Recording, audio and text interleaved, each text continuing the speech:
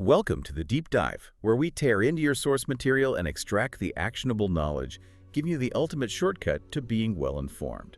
Today, we are strapping into the power armor and hitting the East Coast. Specifically, we're returning to the Capital Wasteland, but with a critical difference. We're viewing it through the lens of rebuilding. One building in two ways, right? Exactly. Both the fan community's effort to physically reconstruct Fallout 3 using the newest engine and the canonical lore detailing how the region actually rebuilt itself after the events of the game. Now, before we launch this deep dive, let's just, set the stage a bit for our future content. Yes, we know, and I definitely agree with you, the listener. Fallout, New Vegas, and the pure emotional weight of Fallout 3. They're usually pegged as the greatest in the series. Oh, yeah. They're absolutely my personal favorites, hands down. Especially when it comes to narrative depth and, real decision-making that matters. And while those are sort of the undisputed kings of player agency, we are officially shifting gears for our new recordings. And for our videos, too. Yep. We are moving into the Fallout 4 engine space. Which might surprise some people, but why? Well, because Fallout 4 is still a phenomenal game, let's be real. And frankly, its engine, with the modular power armor, much better lighting, that robust creation kit, it just provides a far more stable and graphically capable platform. Yeah, for the kind of massive lore exploration and these huge fan projects we want to analyze, it makes sense. It really does. Okay, so that brings us to our mission today, which is, like you said, a powerful two-pronged approach. Right. First, we are analyzing the genuinely Herculean, borderline unbelievable undertaking of the Fallout 4, the Capital Wasteland mod project. It's massive. A total conversion, fan-made effort, basically an unofficial remaster of Fallout 3 in the FO4 engine. We need to unpack the technical decisions they had to make, stitching two really different game philosophies together. And second, we're sifting through all the canonical clues. Terminal entries, NPC testimonies, little bits of dialogue, trying to determine the actual status of Washington, D.C. 19 years later. So by the time Fallout 4 kicks off in 2287, and even looking ahead maybe to the TV show's timeline in 2296, what's the deal with D.C.? Is it secure? Prosperous? Maybe a bit? Politically abrasive, like a quasi-nation state? Or is it, as some fans argue, still just a miserable feudal hellhole under the Brotherhood's thumb? That's the big question. So if you, the listener, want to understand both the monumental effort of the modding community and the dense lore confirming DC's trajectory after Project Purity, stick with us. Yeah, we're diving deep into the technical ambition and the resulting political reality of the Capital Wasteland. Let's start with Section 1, the Herculean effort. When we talked about the scale and ambition of the Fallout 4, the Capital Wasteland mod total conversion almost feels inadequate. It really does. This isn't just slapping on some new textures. It's an attempt to transplant a, 2008 game built on a pretty ancient engine. Oh yeah, Gabriel. Entirely into the FO4 environment, the creation engine. The analogy you used earlier is good. It's not like repainting a car. No. It's more like taking the engine, the suspension, the modern gearbox, the whole complex rendering system of a brand new Tesla, and painstakingly fitting it piece by agonizing piece into the chassis of a beautiful classic 69 Mustang. Right, you have to recreate everything, every single asset, every line of dialogue, every map location. Every rock, every burnt out building, it's nuts. And crucially, they are rebuilding the entire base game, right? Including the canonical ending, Broken Steel. Yep, Broken Steel is in scope, which is important because that extends the gameplay after Project Purity is activated. Think about the sheer volume. Every unique weapon, the terrible shotgun, Lincoln's repeater. Yeah. Every unique piece of armor, like the T-51B winterized. Every single NPC, Three Dog, Moira Brown, Elder Lion. All those unique quest lines, the Waters of Life, Galaxy News Radio, Trouble on the Home Front. All of it has to be either painstakingly converted, which is often harder than it sounds, or just remade from scratch using the FO4 tools. Which naturally leads everyone to ask the same question. When's it done? Yeah, when can I play it? And the development team's FAQ is refreshingly honest about it. It's basically impossible to answer. Because it's all volunteer work. Every single person working on this is a volunteer. They're dedicating their free time, outside of real jobs, family, life. It's a passion project through and through. Exactly. It's fueled by passion, not corporate deadlines. And trying to impose that kind of structure would probably just kill the whole thing. Which is smart. So their focus, their main goal is what? Finishing the base game with the broken steel ending included, that is the definitive primary target. Everything else... All the other DLCs. Cut content. Secondary. Yeah. Or conditional. They've been really clear on the DLC policy. Okay, how's that working? Initially, they're only including DLC-specific locations if they are physically located within the main Capital Wasteland world space itself. Ah, okay. So things may be accessible directly from the main map. Potentially, yeah. But the big isolated DLCs, the ones that take you to a completely different world map, like the Pit or Point Lookout where you take the boat. Mothership Zeta. Those are definite maybes. Down the line, maybe. They have to finish the absolutely massive core map first. It's just a practical decision. Makes sense. Yeah. And cut content. Stuff that was found in the original game files but never used. That's very situational. They're only including it if they feel it genuinely will add to the world, you know? Not just because it was scrapped 15 years ago and someone found the files. It has to serve a purpose. Gotcha. All right, let's get into the really interesting stuff.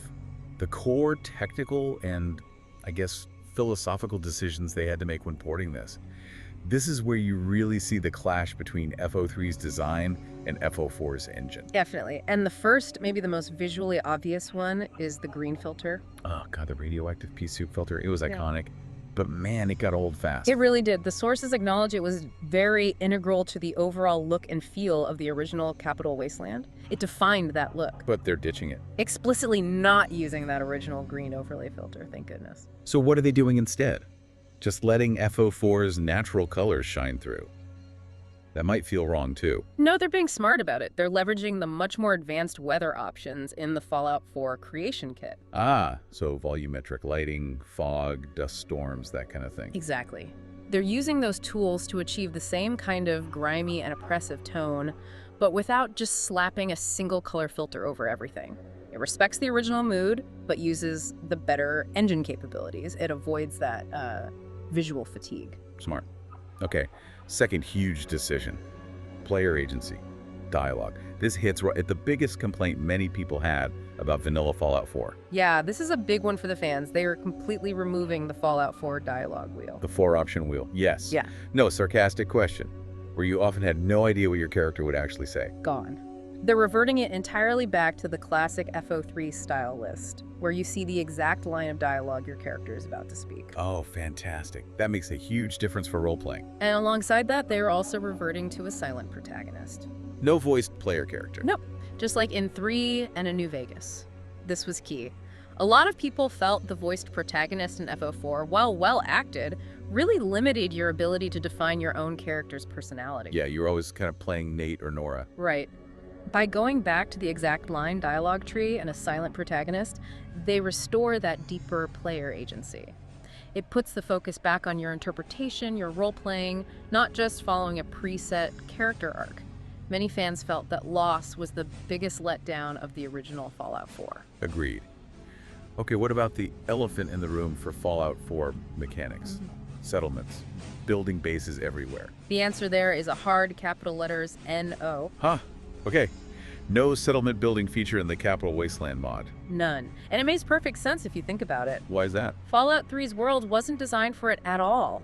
The map structure is based on finding these specific, often small safe zones like Megaton or Rivet City, trying to bolt on FO4's dynamic settlement system where you can build anywhere. It would break the map. It would require a massive map-breaking rework of the entire DC landscape. Level design, enemy placement, resource balancing. It would fundamentally change the core challenge and the whole atmosphere of the original game. It's just not feasible or desirable for this project. Fair enough. But what about player housing? People love their little Megaton shack or 10-penny suite. They found a really good compromise there. They are upgrading the player homes, like the one you get in Megaton. How so? They're making them function more like the home plate workshop you can buy in Fallout 4's Diamond City.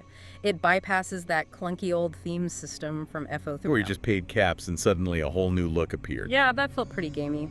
This new system will likely allow more direct customization within the player home space using FO4's workshop interface, but confined just to that specific home. Okay, that sounds like a good middle ground. And does this mean we get the weird furniture back? Oh yeah. I know what people remember. They specifically confirmed the heart-shaped bed is returning. Yes. And, quote, the weird hanging lesbian lantern. I have no idea what that visually means, but I remember it. It's those bizarre little details, isn't it? Absolutely. It shows the team gets the emotional connection people have to the original game's quirks. Okay, huge one. Power armor. This is maybe the biggest mechanical difference between the two games. It really is. In Fallout 3, once you got power armor training, it was basically just super heavy armor. You put it on, took it off, maybe repaired it. Very simple. Whereas Fallout 4 turned it into this modular, vehicle-like mech suit. You climb into a frame, you need fusion cores to run it. Exactly. A major philosophical collision there. So, what did the mod team do? Well, They are retaining the Fallout 4 modular system. okay, so you can still customize the pieces. T-45 helmet, T-60 legs, paint jobs, mods. Yes. Yeah. Because, let's be honest, that system is just objectively cooler and more engaging. Being able to mix and match parts, upgrade them, it's a good system. But what about the fusion cores? That was the controversial part. Constantly hunting for fuel changes the whole dynamic. It makes you hesitant to use the armor. Right. It ruins that walking tank fantasy that power armor is supposed to deliver. So here's the brilliant compromise they came up with. Lay it on me. Power armor frames will still be rare. You won't just find them lying around every corner like in vanilla FO4. You'll have to work to find them, like in FO3. Okay. But fusion cores will not be consumed At all. at all. Every power armor frame in the mod will include an unremovable, built-in, unlimited fusion core. Whoa. Okay. That's a significant change. It's the perfect mechanical sweet spot, in my opinion. It gives you the visual fidelity and customization fun of the FO4 system, but retains the core gameplay feel of FO3, which was, once you get the frame and the training, you are a walking tank permanently. No more fuel anxiety. That's a really smart divergence. It takes the best of both worlds. Okay, so finally, for anyone listening who's getting excited and planning to download this the second it's available, let's manage expectations. Right. First off, it is a total conversion. This Yeah. means it completely takes over your Fallout 4 installation. You can't just, like, take a vertibird from Boston down to D.C. No, definitely not. The mod makes vanilla Fallout 4 basically unplayable while it's active because it replaces so many core game files and systems. You install it to play Fallout 3 in the new engine, that's it. Gotcha. And system requirements. Absolutely. You need Fallout 4 itself, obviously, but you also need all of the official Fallout 4 DLCs. Even the workshop ones, like the concrete walls and stuff. Yep, all of them. Automatron, Far Harbor, Nuka World, Vault Tech Workshop, Contractions, Wasteland Workshop, all required for the mod to function correctly because it pulls assets and code from all of them. Okay, good to know. High barrier to entry there. And now, the really painful question for a lot of players. Consoles. Yeah, this is where the bubble bursts for many. Yeah. The official answer is a definitive no. No Xbox One, no PS4, and definitely no Creation Club release. And this isn't the mod team being mean, right? It's technical limitations. Absolutely. They state clearly the project is well past the limitations for Bethesda.net modifications for consoles. Yeah. The file size, the complexity, the number of scripts, it just exceeds what the console modding platforms allow, especially for PlayStation. Especially PS4. Sony's strict restrictions on custom assets are the final nail in the coffin there. Since this mod is almost entirely custom assets because they're remaking everything from FO3, a PS4 release, is functionally impossible under Sony's rules, it's just an unfortunate reality of platform limitations. Okay, so PC only requires all DLCs. Understood. So if you're listening and you're not a 3D modeler or a programmer or a creation kit wizard, how can you actually help this massive project?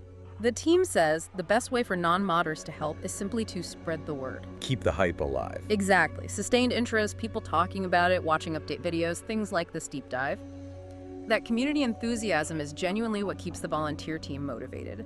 It shows their years of hard work are appreciated and anticipated. That matters a lot for a passion project like this. Okay, so we've established the fans are working incredibly hard to rebuild DC, technically speaking. Let's make a smooth transition now. Let's pivot to Section 2. How did the canonical Capital Wasteland, the one in the official lore, actually rebuild itself? Right. In those, 19 years between the Lone Wanderer activating the Purifier in 2277 and the Sole Survivor waking up in 2287, and maybe even stretching out towards 2296 for the TV show timeline. What happened after the credits rolled on Broken Steel? The foundation for everything, the absolute starting point, is fixed canon. The Lone Wanderer did activate Project Purity.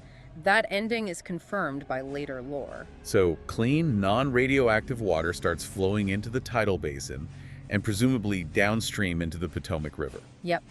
And this single event, this one decision, completely alters the trajectory of the entire eastern seaboard. It cannot be overstated. It's the ultimate game changer. But let's unpack why it's such a big deal. It's more than just, oh, I don't get rads from swimming. Oh, much more. Clean water means stable agriculture is finally possible on a large scale. Think about it. Crops can be irrigated without worrying about mutations or contamination. That's huge. Food security. Exactly. Which then radically supports trade networks. People can stop fighting tooth and nail over scavenged bottles of dirty water or Nuka-Cola and start organizing. Politically, economically, it allows society to actually form. And we know this isn't just, like, wishful thinking or speculation. No, it's confirmed later on. You mentioned Deacon earlier. In Fallout 4, Deacon, the railroad agent, he explicitly mentions what the Capital Wasteland is famous for, exporting up and down the East Coast by 2287. What are the exports? 3 things. Clean water, advanced technology, presumably recovered or maintained by the Brotherhood, and somewhat randomly, children of Adam preachers. Okay, the preachers are weird, but Yeah. the water and tech, if you are exporting clean water on a scale large enough to be known for it. That means you are stable, you are organized, you have a significant resource surplus. This is a massive, massive leap from the desperate hand-to-mouth struggle we saw in Fallout 3. D.C. went from wasteland to resource provider. Okay, so clean water is step 1. What's step 2 for allowing rebuilding? Getting rid of the things trying to kill everyone. Right, the existential threats. In Fallout 3, DC felt like it was constantly on the verge of being completely overrun by super mutants, and the Enclave was still a major player. What happened to them? Both largely neutralized. The Enclave is confirmed by Fallout 4 lore to be mostly or entirely gone. They were effectively dismantled as a major fighting force after the events of Broken Steel and the destruction of Adams Air Force Base. Okay, Enclave down. What about the Green Tide? The super mutants. Also downgraded significantly. They went from being this overwhelming region-wide threat, Kidnapping people for Vault 87. right, to being classified by the time Maxon leads the Brotherhood expedition to Boston as basically a minor nuisance. Still dangerous in pockets, sure, but no longer an existential threat to the entire region. And who gets the credit for that victory? Directly attributed to the Brotherhood of Steel, especially under the early leadership of Arthur Maxon after the Lions died, they took the fight to the mutants. Crucially, they destroyed the source. They managed to destroy, or at least permanently neutralize, Vault 87, where the FEV, the forced evolutionary virus, was still being used to create new mutants. Cutting off the supply. Exactly. And they also defeated the most organized mutant leader seen in the region, the character known as Shepard, who was trying to unify them. With the source gone and their leadership broken, the super mutant population in DC essentially stagnates. It can't replenish itself effectively, and the Brotherhood could then systematically hunt down the remaining pockets over the years. Okay, so we've got clean water, check. Major monster factions, Enclave super mutants, mostly eliminated, check. How do we know this actually led to like a better life for people, increased stability? We can gauge this through the testimonies of people who lived there during that period and then later moved to the Commonwealth, where Fallout 4 takes place. And this is where Robert Joseph McCready's story becomes really important evidence. McCready, the former kid mayor of Little Lamplight, now a cynical mercenary hanging out in Good Neighbor. He came from DC. Yep. And he tells you, the sole survivor, why he left the Capital Wasteland for the Commonwealth. He says, quote, "Things weren't good back there for him as a mercenary."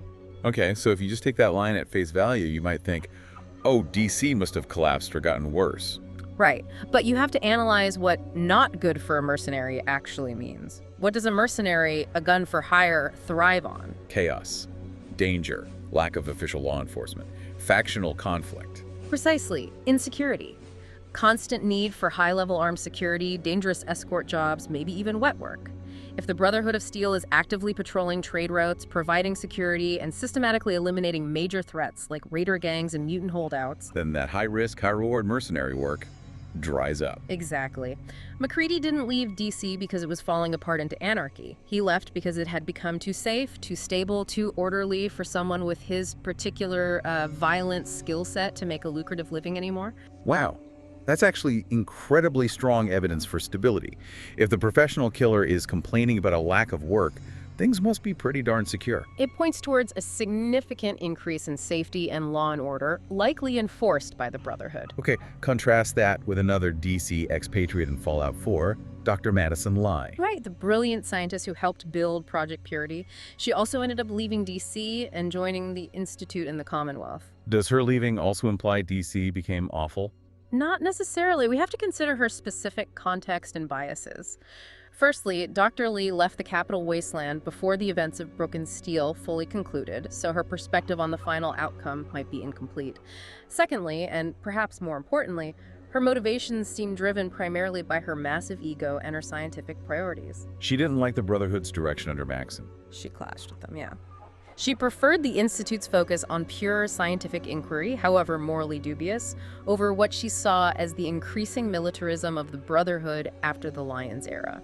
Her departure seems more like a reflection of her personal dissatisfaction with the ruling political structure, her feeling undervalued, perhaps. Like a disgruntled former employee leaving for a competitor. Pretty much. It doesn't automatically mean life was terrible for the average citizen who just wanted clean water and not to be dragged off by super mutants. For them, the Brotherhood's rule might have been a massive improvement. So the average person is probably doing much better. That's the strong implication. The likely scenario is that the main settlements we knew, like Rivet City and Megathon, probably saw significant growth, fueled by the clean water, the increased safety. Megaton, though, didn't have that little undetonated atomic bomb problem in the middle? It certainly did. For Megaton to undergo any kind of major sustainable expansion, that bomb had to have been deactivated. Which the Lone Wanderer could do in Fallout 3. Exactly. And the fact that DC did stabilize strongly suggests that the canonical choice was likely to deactivate the bomb. You can't really build a thriving, expanding settlement around a live nuke indefinitely.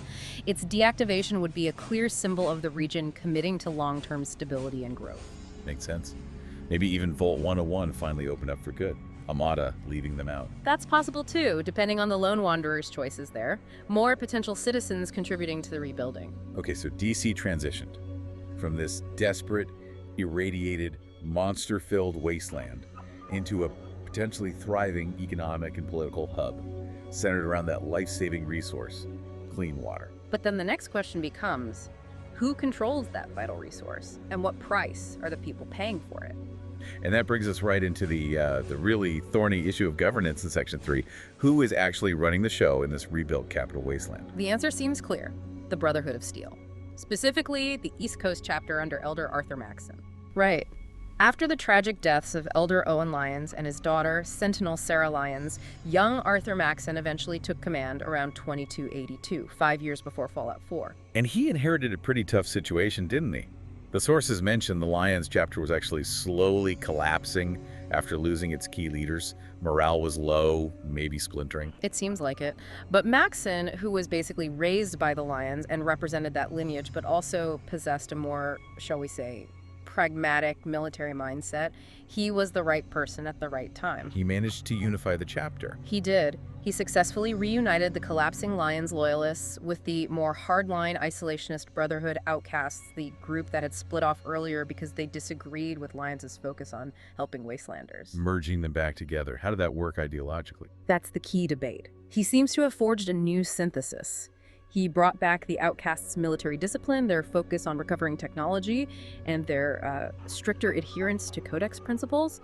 But critically, he didn't completely abandon the Lions' public service mission. This merger created what the game calls the most powerful chapter we've seen to date. Okay, so the big fan debate, the controversy, is whether Maxon represents a complete U-turn. A total regression back to the original West Coast Brotherhood's attitude. You know, the tech-hoarding isolationists who basically let the wasteland burn as long as they got the laser rifles. Exactly. Is Maxon's Brotherhood just Lions chapter with a PR makeover, or are they fundamentally different, maybe even worse for the average person? But the canonical evidence, if you dig into Fallout 4, paints a more nuanced picture, doesn't it? It really does. Maxon is not a simple clone of the old West Coast Elders or the Outcasts. He seems to have successfully blended the two philosophies. He kept the core outcast discipline and tech focus, yes, but he also maintained the fundamental public service practices established by the Lions. This is critical. So under Maxon, the Brotherhood still operates Project Purity. Yes. They are still providing clean water to the wasteland settlements. That's huge. They're still protecting people. Arguably more proactively than Lions chapter ever did. They actively patrol trade routes across D.C. They commit significant forces to large-scale offensive operations against remaining threats, raiders, feral ghouls, mutant holdouts, the things that prey on ordinary settlers. So it's a military state, for sure, but one that is providing essential services and security, not just hoarding tech in a bunker. Precisely. It's a tougher, more militaristic regime than Lions, but it's still fundamentally engaged with protecting the civilian population, largely because a stable region provides resources for the Brotherhood. Okay, but this leads directly into that cynical feudal state argument you mentioned. The idea that the Capital Wasteland is now essentially a military junta or a neo-feudal hellhole. Right. This perspective suggests the Brotherhood are like, say, the medieval Teutonic Knights. They control the vital resource Project Purity, and they leverage it for power and tribute. Demanding food, supplies, maybe even conscripts from settlements in exchange for that clean water and protection. That's the theory. You provide the Brotherhood with food and recruits, we allow you access to Project Purity water and keep the monsters away model. And look, it's undeniable that Maxon's Brotherhood is a military dictatorship. They aren't democratic. But does the evidence support the idea that they're actively oppressing or extorting the population to the point of it being a hellhole? The sources we have, mainly from Fallout 4, complicate that significantly.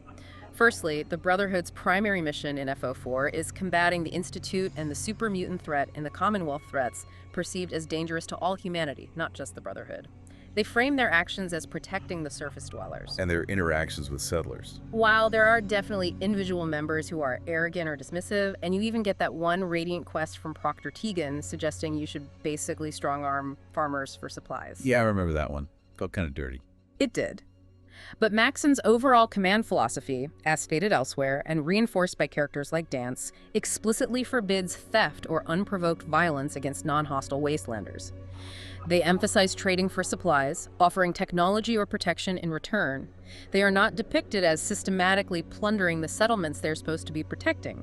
Their regulations state they are not taking up arms against non-hostiles. So maybe less feudal extortion and more heavily armed government demanding taxes and compliance. Still authoritarian, but maybe not actively malicious towards the general populace. That seems closer to the mark based on the available evidence. Which brings us to a really specific but very important piece of lore debunking. You need to know this if you argue about the Bafes online. Oh, what's that? The Rivet City reactor myth. Ah, I've heard this one. This gets repeated constantly in fan forums. Constantly. And it's used as the prime example of Maxon's Brotherhood being hypocritical thieves who betrayed the people of D.C. Okay, state the claim first. What's the myth? The claim is simple. The Brotherhood of Steel, under Maxon, needed a powerful reactor to get their giant airship, the Prydwen, airborne for the expedition to Boston. So they allegedly went to Rivet City, ripped out its nuclear reactor, the very thing powering that major settlement, and flew away, leaving Rivet City powerless and presumably collapsing. Which would be a massive act of betrayal, basically crippling one of the largest stable settlements in the region they supposedly protect. Exactly. It paints them as absolute villains, but the claim is completely, utterly, and demonstrably false. It is, as one source put it, wild conjecture that is explicitly incompatible with canon. Okay, Professor, lay down the evidence. Let's bust this myth chapter and verse. Evidence point number 1.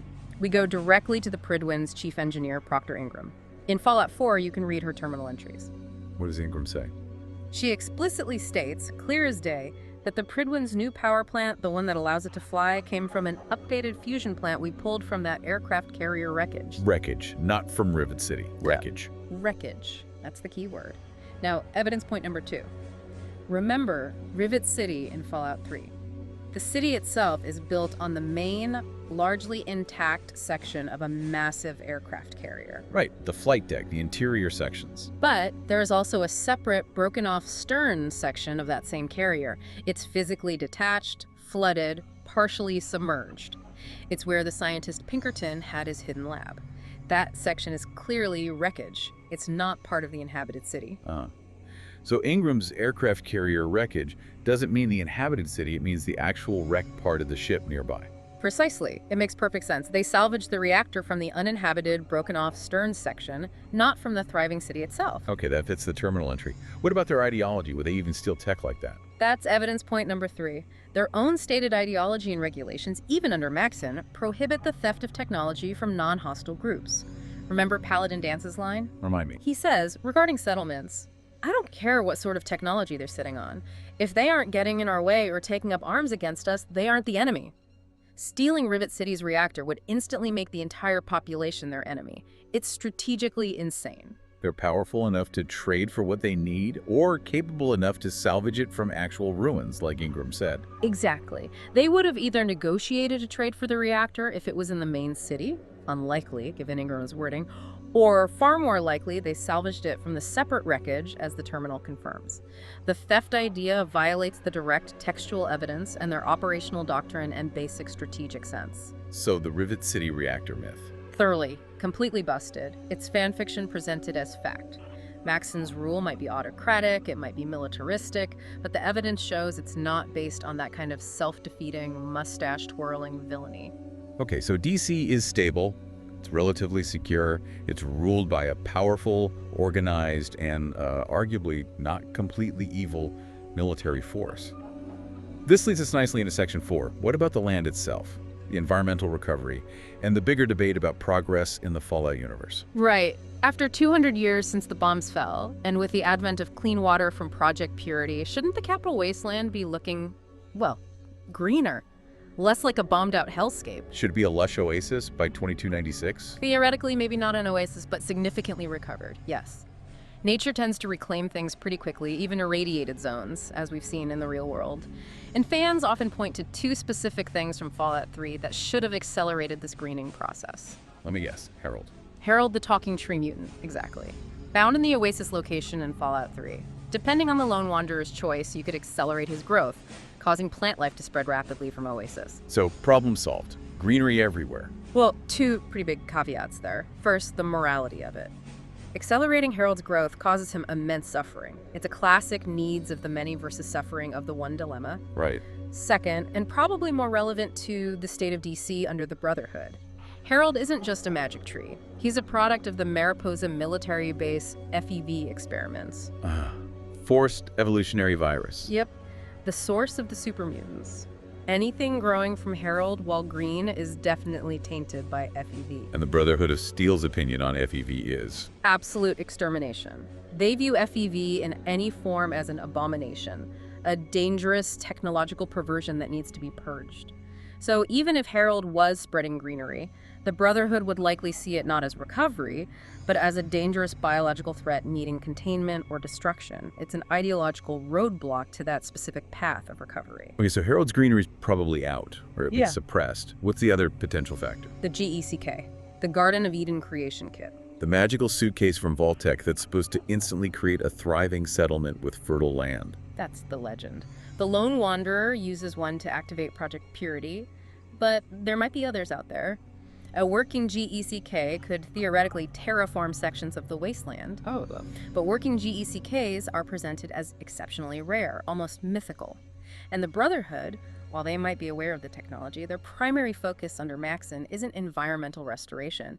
It's military security, threat elimination, and technology acquisition, specifically weapons and power armor tech.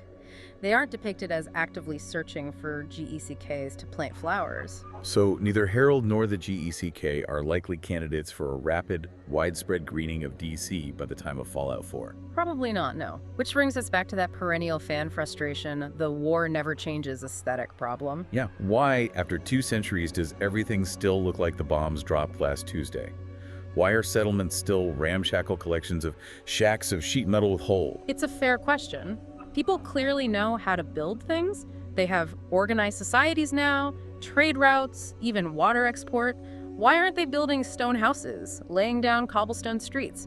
Where's the visible progress? It feels like the developers are maybe too attached to that iconic wasteland aesthetic, even when the lore suggests things should be improving. It's a definite tension. Does the slow progress make sense, or is it just an artistic choice, a refusal to let the setting evolve past the immediate post-apocalypse? But to play devil's advocate, the lore does provide reasons, specific inhibitors, for why progress was so stunted for so long in these regions, right? It does. For the Capital Wasteland, Fallout 3, the inhibitors were extreme. You had incredibly high background radiation in many areas, the constant terrifying threat of super mutant raids, kidnapping people for conversion, and the Enclave remnants causing chaos. It was almost impossible to organize large-scale, long-term rebuilding efforts under those conditions. And for the Commonwealth, Fallout 4. The Institute was the active inhibitor there. They were deliberately working to prevent the surface world from stabilizing and unifying. Oh. They raided settlements for resources and tech. They replaced people with synth infiltrators to sow paranoia and distrust. And crucially, they were breeding and releasing new batches of aggressive super mutants into the Commonwealth, specifically to keep the surface dwellers fighting for survival and unable to form a cohesive government that might challenge the Institute. So the entire plot of Fallout 4 is basically about the player character arriving and finally removing that major inhibitor, the Institute, thus allowing progress to potentially happen afterwards. Exactly. The games are often about the struggle to overcome the specific things holding back recovery in that region. The recovery doesn't happen until the player succeeds. Okay, that makes some sense lore-wise. But still, compared to real-world examples, like Chernobyl. Right. Chernobyl, despite the intense radiation, saw nature reclaim the exclusion zone remarkably quickly. Forests grew back, animal populations exploded. It supports the argument that, absent those specific extreme fictional inhibitors like active FEV saturation or deliberate sabotage by groups like the Institute, the Capital Wasteland should probably look significantly more recovered and greener after 200 years than the games typically depict. So maybe the real answer is a mix of lore reasons and artistic license clinging to the rusted metal look. Probably. But even with Maxon's Brotherhood providing stability, we shouldn't paint DC as some kind of perfectly safe utopia by 2287 or 2296. No, it's still dangerous. Oh, absolutely. Outside the main areas directly patrolled and controlled by the Brotherhood, like the immediate vicinity of the Citadel, major trade routes, maybe Rivet City and Megaton, the rest of the Capital Wasteland likely remains a pretty dangerous hellhole. Raiders. Slavers. Still around, undoubtedly. In fact, the increased stability in trade might actually attract new waves of desperate migrants to DC, seeking safety and opportunity. And those newcomers would be prime targets for raider gangs or slavers, maybe still operating out of places like Paradise Falls or new groups that sprung up. Maxon's success creates new vulnerabilities on the fringes. What about factional tensions, like with ghouls? That's a big one. The Brotherhood under Maxon, while not actively genocidal towards non-feral ghouls like some factions, is still deeply prejudiced against them due to their mutated nature. Their official code might prohibit murdering peaceful ghouls. But in practice? In practice, they are likely harassed, distrusted, maybe driven out of Brotherhood-controlled settlements or checkpoints. Life for a non-hostile ghoul in the Capital Wasteland under Bahis rule is probably precarious at best. They might be forced to relocate to ghoul-specific settlements or just keep moving. It's not active persecution, maybe, but it's certainly not welcoming. So still pockets of danger, still social tensions. But overall? Overall, the picture that emerges is the Capital Wasteland, by the time the Prydwen flies north, being the secure operational heartland of the entire East Coast Brotherhood. It's the safest, most resource-rich, most politically stable region we know of on the East Coast at that time. It's become a massive military asset, the central base of operations from which Maxon launches his expedition to deal with the perceived threat in Boston. Okay, let's try and wrap this all up. Bring it all together. First, the technical side, the mod project. What's the key takeaway? The Fallout 4. The Capital Wasteland mod is just a monumental testament to fan passion. It proves how much love there still is for Fallout 3's world, its quests, and maybe especially its more traditional RPG structure, like the dialogue system. And it forced some really clever technical solutions, right? Bridging those two game engines. Absolutely. Things like using the weather system instead of the green filter, or that brilliant compromise on power armor, keeping the FO4 customization but giving it the unlimited FO3 core, show real ingenuity in blending the best of both worlds. Okay, so that's the mod. Now, the canonical takeaway. What's the state of DC itself, 19 plus years later? The canonical synthesis pretty clearly confirms that, thanks primarily to Project Purity becoming active and the subsequent military campaigns by the Brotherhood under Maxon, the Capital Wasteland is demonstrably the safest and most economically prosperous region we know of on the eastern seaboard by 2287. The big threats are gone. The existential ones, yeah. Enclave dismantled, super mutant source destroyed, and population reduced to a nuisance. Clean water flows freely enough to be exported. Order is maintained, albeit by a pretty stern military regime. The basic job of survival, the desperate scramble we saw in Fallout 3, is largely over for most people in the core areas. People are fed, they have water, and the monsters are mostly kept at bay. Right. Which leads us directly into our final provocative thought. Something for you, the listener, to chew on about the future of this newly secured Brotherhood-ruled quasi-nation state. Okay. If the main conflicts of Fallout 3 were fundamentally about basic survival against monsters and environmental collapse. And the conflicts of Fallout 4, at least regarding the surface, were about overcoming the Institute's sabotage to allow for progress and choosing the direction of that progress. Then what's the next major conflict likely to be in a stabilized Capital Wasteland? It probably won't be about fighting super mutants anymore. What then? It'll be about governance, power, control. So here's the closing question for you to mull over. Maxson's Brotherhood came in, established order, eliminated the external threats, and secured the region as a military dictatorship. Maybe benevolent in some ways, but a dictatorship nonetheless. What happens next? What happens when the first generation of people born entirely under that stable Brotherhood rule comes of age? A generation that never knew the terror of the Enclave, never truly starved for clean water, never saw the super mutants as an existential threat, only as stories their parents told. A generation that grew up with security, maybe taking it for granted. Exactly. Do they eventually decide they don't need this heavily armed, technologically obsessed military ruling every aspect of their lives anymore?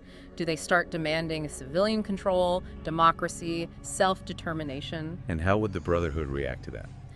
Does the war never changes theme, in this context, inevitably shift from fighting external monsters to the slow, simmering, unavoidable conflict between the military rulers who provided the initial security and the governed population who now crave freedom from those same rulers? Is the next war destined to be a civil war for the soul of the Capital Wasteland? Something to think about. Thanks for diving deep with us. We'll catch you next time.